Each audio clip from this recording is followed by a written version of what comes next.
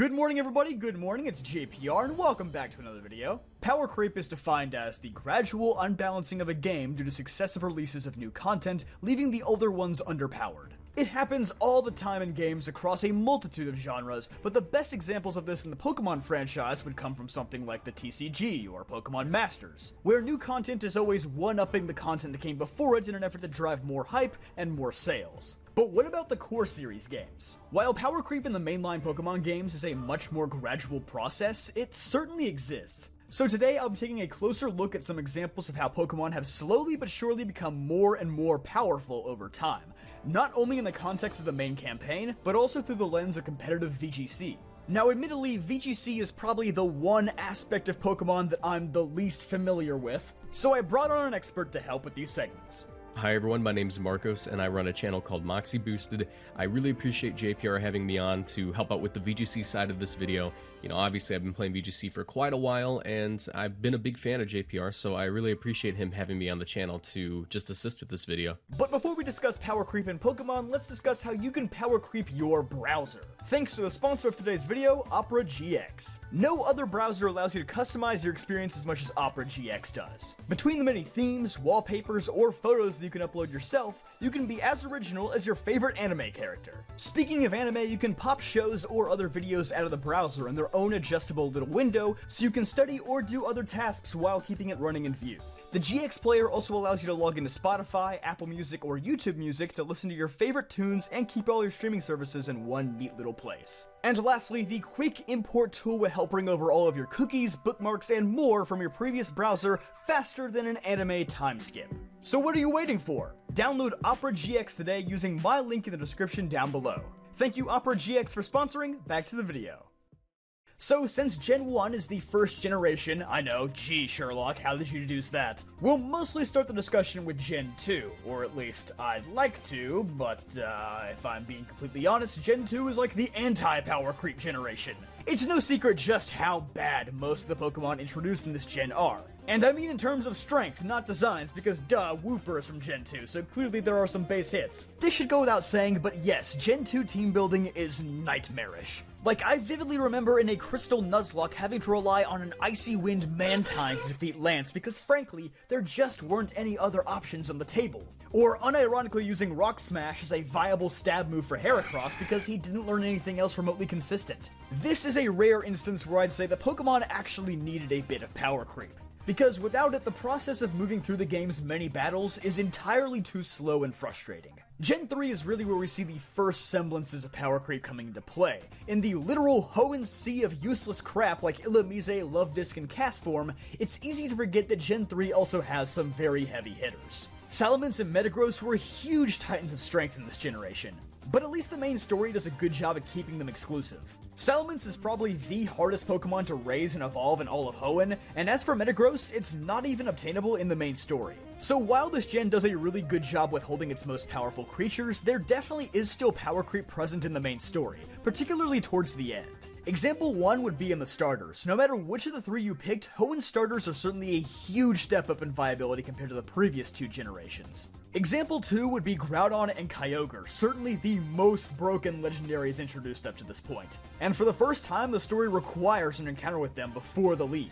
Heck, in Emerald, it's entirely possible to waltz into the league with a level 70 Rayquaza on your team if you were good enough to complete the world's most challenging bite puzzle. Example 3 would just be ease of access to really powerful TMs. After making it to the Lily Cove department store, Fire Blast, Thunder, and Blizzard can be purchased as many times as you desire. Again, props to Hoenn for withholding this until the late game, but this is still an option that didn't exist in the first two gens. Gen 4 would also continue to power creep steadily higher, again, mostly through the starters and legendaries. But I think for the most part, this gen handled power creep pretty well. I would argue that the items introduced in this gen, like Life Orb and Choice Scarf, were bigger additions to the landscape than the Pokemon themselves. A lot of cross-gen evolutions were introduced here as well, and while they make a lot of the old Pokemon better, the vast majority of them aren't in any way problematic. This is an example of the good form of power creep I mentioned earlier, where they're taking Pokemon that were completely unusable and making them viable. I think the most infamous example of power creep in this gen would be Garchomp, a Pokemon that could not only ravage the main story's hardest foes, but was also the dominant force in the competitive scene as well, regardless of whether you were playing by Smuggin's single battle rule set, or for the first time, VGC. Okay, so I actually didn't start playing VGC until Generation 6, so I had to consult an expert on Gens 4 and 5. Unfortunately, I could only get the help of the 3-time world champion Ray Rizzo, so we'll have to make do. Only a 3-time world champion? Who let this guy into the building? This was actually the first year of VGC, so rather than talk about new Pokemon specifically, we're gonna have to explain where the power level of VGC began. Now, according to Ray, some common Pokemon in VGC around this time were Garchomp, Cresselia, Snorlax, Metagross, and Latios. A lot of really bulky heavy hitters, and this is mainly due to damage output being lower across the board, since many Pokemon had yet to gain access to high base power moves that they'd get in future generations. Metagross and Snorlax were especially strong as they had access to Explosion and Self-Destruct, which in this gen would actually have the opponent's defenses before calculating damage. Hardly anything could tank that hit. He also mentioned to me that rain teams were fairly common, although this was prior to Politoed gaining Drizzle, so rain had to be set up manually by a Pokemon like Jolteon. Sleep was especially common this gen as Hypnosis had 70 accuracy rather than 60. However, just a year later in 2009, Hypnosis was nerfed to 60 accuracy and was mostly no longer worth running. So that's about where power capped out in Gen 4, just a lot of fat Pokemon having a slugfest. This would change in 2010, however, simply due to a rule now allowing the use of 2 restricted legendary Pokemon per team. The most common of these were Groudon, Kyogre, Palkia, and Dialga, all of which were top tier threats. Granted, this was before we got a lot of legends, so their only real competition were Ho-Oh, Lugia, and Mewtwo. It also should be noted that Kyogre was definitely the most powerful of them since it had access to Drizzle, giving it a boost on its water-type moves while also setting up the rain. Gen 5 is really the generation where we see power creep start to spill over onto the majority of the Pokedex, not just the legends, pseudos, and starters. Pokemon like Excadrill, Crocodile, and Archeops need no introduction. Probably some of the best main story Pokemon ever introduced, and that's just to name a few. Long gone are the days where nearly half the dex was complete garbage and unusable past the 3rd gym. Even the literal garbage Pokemon in this gen still has above average stats compared to the majority of Johto and Hoenn. For the most part, Gen 5 does a pretty good job at balancing this though, by making some extremely broken Pokemon like Volcarona and Hydreigon extremely high-leveled evolutions. A problem that many people complain about with Gen 5, and admittedly, yes, I do think it's unjustified in the case of things like Pawniard and Rufflet evolving in the 50s, but most of the other high-level evolutions serve as a way to balance the game, especially when this gen made EXP grinding loads easier and introduced unbreakable TMs. So now almost all of your Pokemon can have movesets miles better than before. This really does feel like the first dex where almost anything can be made viable. And while Black 2 and White 2 ease some of these restrictions by giving you access to 150 older Pokemon that actually evolve at reasonable levels, they responded by making the sequels considerably harder than the first pair of Gen 5 games. So I would say Gen 5 actually hits a very nice sweet spot when it comes to considerably improving your options, but not making the game a complete cakewalk. But what about the competitive side of things? Once again, deferring to Ray, the master told me that in 2011 the dex was restricted to Pokemon found in Black and White. This is where we see some obvious centralization because Thundurus, Tornadus, and Terrakion were on nearly every team. The 3 of them were overpowered compared to much of what else was available in the format. Tornadus was especially infamous for using the combination of Flying Gem plus Acrobatics. This would not only give it the Flying Gem boost, but the item would get consumed and thus Acrobatics would double in power. The following year in 2012, nothing felt particularly overpowered, but dragons were very good due to their amazing typings and access to the nuke of Dragon Gem Draco Meteor. Also, Metagross was back, and its typing allowed for it to resist dragon moves, making it obviously quite useful. This was also prior to the Steel nerf, so it resisted Dark and Ghost moves still. Cresselia remained viable in this format due to its immense bulk and utility as always. Finally, in 2010, Eruption Heatran was fairly common, and Landorus Therian felt quite overpowered alongside Cresselia and Thundurus. As a tangent, before we end off Gen 5, I want to note that on the singles side of things, weather was quite good due to it being permanent. Sand and rain teams were very common, and it was rare to see a team not take advantage of some kind of weather. But what happens when power creep goes too far? Well, there's no need to speculate because Gen 6 is basically power creep incarnate. Greninja, Talonflame, Aegislash, Mega Evolutions, all incredibly overpowering forces that are exceptionally easy to get your hands on. Karina even gives you a Mega Lucario after the 3rd gym just in case you were getting bored of actually playing the game. And you'd better believe that all of these Pokemon are just as oppressive on the competitive side of things as they are in the main story. Heck, for months the singles meta completely revolved around is he gonna King Shield this turn or nah? OU basically turned into a coin flip simulator. And while Mega Evolutions did benefit some Pokemon that actually needed them to be considered good, it definitely was taken a bit too far in some cases. On the competitive side of things, I can safely say that this is one of the biggest power jumps we've ever seen, strictly thanks to Mega Evolutions giving certain Pokemon 100 base stat boost and some incredible abilities. While these Pokemon, for the most part, weren't able to hold any items, many of them were incredibly powerful to the point of being the central focus of a team. Thanks to this, Megas were the primary focus of our power creep talk on this gen. Let's start off with a Mega that stat-wise looks pretty mediocre until you get a chance to look at its ability. Mega Mawile boasts arguably the best typing in the game as a Fairy Steel type, one which we'll see pop up later in this video, and it was gifted the ability Huge Power, which doubles the Pokemon's attack stat permanently. Keep in mind that this is an ability that was given to Azumarill and Diggersby, Pokemon with stats in the mid-50s, and basically made them some of the best wall breakers in the game. Azumarill with Huge Power has the same attack stat as Melmetal, whose base attack is 143. Mega Mawile here has double at base 105, meaning it has the same attack stat as, well, nothing. It's the highest natural attack stat in the game, sitting at 344, which is 78 points higher than Mega Mewtwo. It was a staple of VGC 2014, 15, and early 16.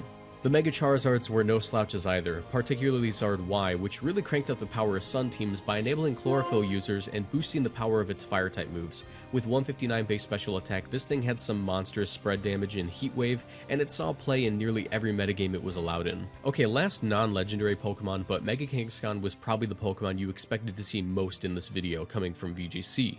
Normal is already a super solid typing.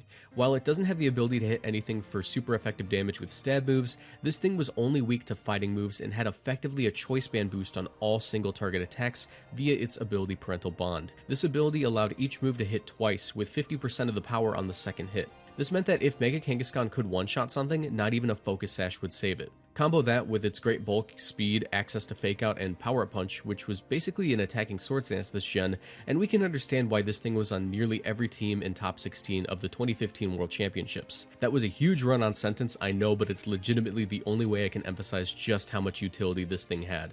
Onto the legendary Pokemon, this generation gave us Xerneas. Xerneas is the first Fairy-type legendary with the ability Fairy Aura, which boosts the power of all Fairy-type moves by 1.33 times as long as it's on the field. Coming off a 131 attack and special attack means that this thing packs a punch naturally, but that isn't even half the story.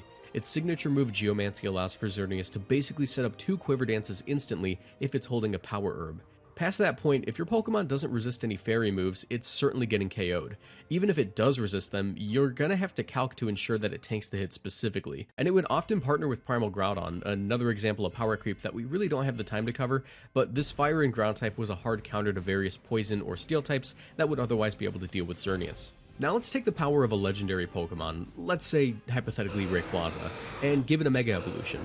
Pretty big jump in power, right? Now, let's allow that to Mega Evolve without holding a Mega Stone, thus opening up the ability for it to have a Life Orb, a Choice Band, a Focus Sash, or whatever you want. Conceptually, you should be screaming at me as a game developer to stop me from making this thing. Well, too bad, I'm not listening, and now it's won the World Championships. Trust me, this 180 base attack, 115 speed dragon type needs to be able to hold an item, and it needs to have an ability that negates all of its flying type weaknesses. Otherwise, it won't be viable. Like, honestly, trust me, I'm a game dev. Ironically, this thing wasn't actually busted in VGC though, but it did pick up in usage next to Kyogre and Mega Gengar as partners towards the time of the World Championships. Arguably, it was only balanced due to the fact that Xerneas existed. Jumping into Gen 7, I would say that the main story actually does a pretty good job balancing the options available to you with some super tough opponents, particularly in the Ultra games, where nearly every route in the game has some sort of minor boss battle present, plus some actual behemoths, such as the Totems and Ultra Necrozma. What makes it even better is that all of the notable trainers in this game actually have put in some serious EV training. On the player side of things, the Pokédex is arguably the best it's ever been in the Ultra games, and the Pokemon introduced here are much better balanced across the board. In Kalos, if the Pokemon wasn't completely garbage, you could count on it destroying entire legs of the game. So as far as the main story goes, I think Alola, like Unova, manages to balance a power creep's decks with opponents that are actually challenging. But I get the feeling that the competitive side of things were a much different story. Take it away, Moxie. Okay, so Mega still exists this gen, but we have much more pressing matters to attend to. Do you like being able to see the battlefield in battles? Well, too bad, because it's going to be yellow, pink, or green for this entire generation.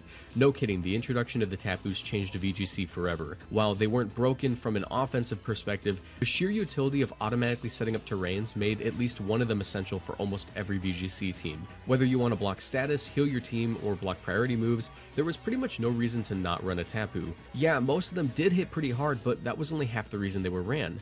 Speaking of big damage, we should briefly cover the various Z moves that got used in VGC. Boosting the power of any move to a nuke is once again only half the story.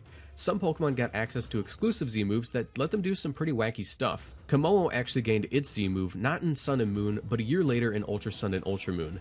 It took it from a low-tier dragon type in a fairy-infested meta to a major threat. This was a sound-based dragon move that hit both opponents called Clangorous Soul Blaze. If the move successfully connected on either one of the opponents, Komodo would gain +1 in every single stat. This pseudo-legend was more than capable of sweeping entire teams with a combination of clanging scales and close combat.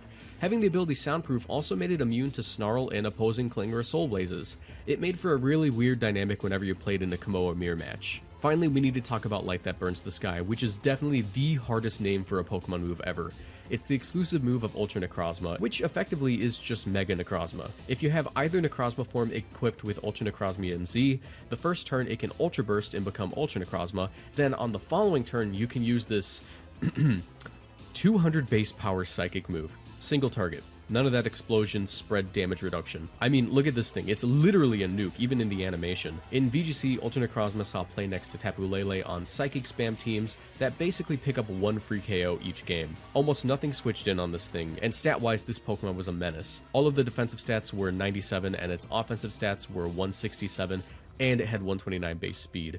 This thing had higher stats than Arceus itself. Don't get me wrong, I love this thing's design, but I really don't miss playing against it. Oh boy, Gen 8, where do we even begin? Dynamax, the mechanic that was so polarizing it had to be completely banned in competitive singles? Galarian Darmanitan, a Pokemon that literally has a choice band as an ability? What about Dracovish or Rillaboom? Between Fishious Rend and Grassy Glide, these are some of the biggest one-button Pokemon ever introduced. Sure, those examples are all much bigger deals in the competitive side than the main story, but the fact of the matter remains, some of the Pokemon introduced here are completely nuts. And on top of that, team building is convenient in this gen.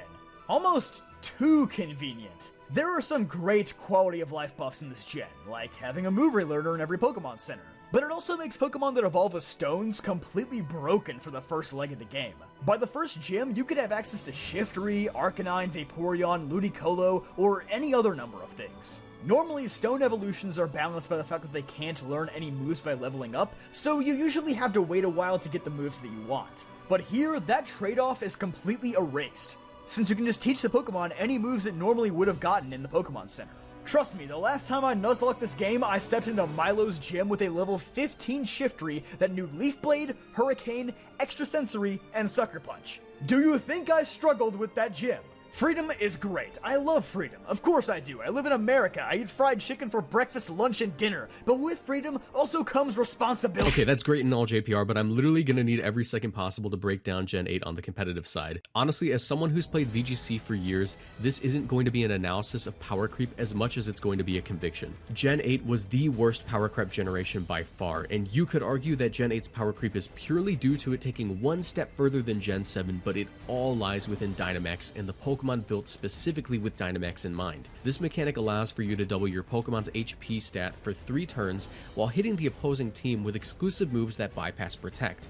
Yes, the opponent can Dynamax to counter your Dynamax, but it doesn't solve the issue of how fast-paced competitive could feel this gen. In Best of 3, this mechanic was a little bit more tolerable, as you would no longer lose to a random weakness policy Pokemon by being prepared for them in games 2 and 3. But in Best of 1, this mechanic felt like pure cheese at times. The doubled HP stat meant that literally anything could run a weakness policy, rather than Pokemon with the stats to back it up like Tyranitar or Metagross in previous generations. And Pokemon began to run movesets that we used to make fun of people for running. Scope Lens Togekiss, Weakness Policy Charizard, Eject Button Whimsicott. None of these were particularly great until Dynamax came around. That, combined with the power of the Gigantamax moves like those of the Kanto Starters plus Colossal, really pushed it. These moves were not only nukes, but they also dealt 1/6 of your Pokemon's total HP as damage for 4 turns, unless they were matching the type of that max move. That's 2/3 of your Pokemon's HP gone without attacking. This is by far the worst received mechanic in the history of Pokemon. Polls that I put out regarding Dynamax show that a large majority of VGC players strongly dislike the mechanic. Several of top players have even spoken out about their dislike for Dynamax. The mechanic was so unpopular that not once, but twice during Sword and Shield VGC, the majority of VGC players stopped playing the official format to play fan-made rule sets in Brilliant Diamond and Shining Pearl, or the current most popular format, Spike Myth Cup, which is literally Series 7 VGC, just with Dynamax disabled. Okay, now with Dynamax out of the way, we can talk about 4 Pokemon that didn't even really need Dynamax to be busted, since they were balanced with Dynamax in mind. Let's do this in order of speed tiers, because that's where a lot of the issue lies. Okay, Urshifu, both of them. Not only were they Pokemon with access to moves that have guaranteed crits, meaning that pretty much nothing walls them out without Shell Armor, but they have access to an ability which bypasses all forms of Protect except for Max Guard. With that 130 base attack stat, they can one-shot many relevant competitive Pokemon regardless of what defensive measures you may take. No Reflect, Intimidate, or Protect will stop their reliably high damage. The only thing keeping them from being entirely busted is that 97 speed stat, which puts them just shy of the 100 speed stat where many relevant Pokemon live. If you can outspeed them and hit them with a special move, they will drop for the most part. Zacian Crowned. For the record, this thing has 148 base speed and we still have 2 more Pokemon that we need to cover. It has the best typing in the game, Fairy and Steel. Along with that high speed, it has a ridiculous 170 base attack stat, which by default has a 1.5 times multiplier on it due to its ability Intrepid Sword. This means that after an Intimidate, it still hits like a truck. This thing also had a signature move which allowed it to hit Dynamax Pokemon as though they had the regular HP stat. Behemoth Blade doubled in power on Dynamax targets, so if the opponent maxed the wrong Pokemon in front of Zacian, it could be instantly deleted, removing the best counterplay for the Zacian user's Dynamax Pokemon. It was on nearly every single VGC team in 2022 and was widely considered the best legendary Pokemon, period. Calyrex Shadow. This thing barely outsped Zacian at 150 base speed, but it also had a ridiculous 165 base special attack stat and the ability to hold an item unlike Zacian Crowned. Being a ghost type meant that you couldn't fake it out to block its 120 base power double targeting move Astral Barrage. By the way, if you were thinking that you could slap a berry onto something to take an extra hit, you're wrong. This Pokemon actually had 2 abilities. As one not only blocks the opponent's use of berries, but gives Calyrex Shadow a special attack boost on every KO it gets. If you let this thing take a KO, it's gonna snowball, and it's not easy to prevent this thing from taking KOs. Regieleki, 200 base speed. That's the highest in the history of Pokemon. This wouldn't be too bad if Regieleki didn't also have the ability Transistor, which took its 100 base attack and special attack and said, okay, you know what, buddy? You can have a free 50% boost on whichever stat you need as long as you're using an electric move. This actually made Regieleki capable of outspeeding and one-shotting almost everything, including Zacian, with Life Orb Max Lightning. Not only was this thing threatening as an offensive Dynamax Pokemon, but as a supportive speed control Pokemon, it was able to outspeed and slow down even Tailwind-boosted Pokemon with Electro Web. It was probably the single best non-Tailwind speed control Pokemon in the game for all of 2022. Okay, I'm done talking about Gen 8. I'm really sorry. For the record, I did enjoy playing Gen 8 VGC. So, in a nutshell, has Pokemon power creep gone a bit too far? Yeah, probably. As mentioned before though, power creep isn't entirely an evil thing. I would even argue that everything done between Gen 2 and Gen 5 was completely necessary to make the game more fun.